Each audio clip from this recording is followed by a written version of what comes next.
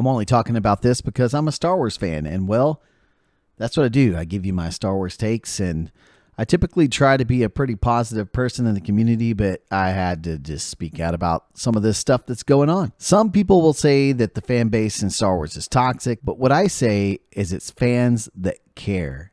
When you care about something, you will be critical of things that don't go well. And that's what happened with Star Wars Acolyte. Fans have been critical since probably the Book of Boba Fett, Andor, even though Andor was a great TV show, Ahsoka, Obi-Wan, and now you have the Acolyte. And I think it's just a combination of all of this coming together where fans are finally sick of it and they're speaking out. No longer are we sitting quietly in the corner and thinking, oh, well, maybe it'll get better.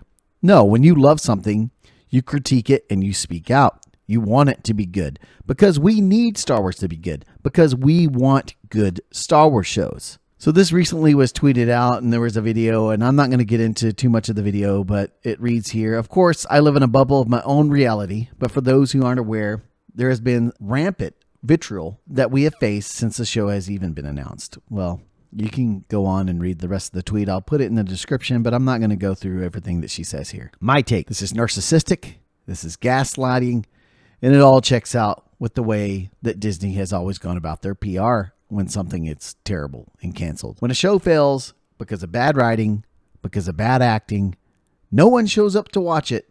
But whose fault is it? It's our fault. It's our fault. But that's not what the numbers show. The numbers show that The Mandalorian did quite well, that Ahsoka did okay, that Andor did okay, and other shows. Even though there has been a decline in every show since The Mandalorian, The Acolyte takes the cake with just how bad it was. It's not the fans. No, it falls squarely on the shoulders of Disney leadership. At some point, Disney has to look at themselves in the mirror and realize they're the biggest problem. They're the problem. So this doesn't surprise me when you have actors and people who live in bubbles and think, well, something wasn't successful. I'm just going to blame the fans. It's their fault for not enjoying what I created.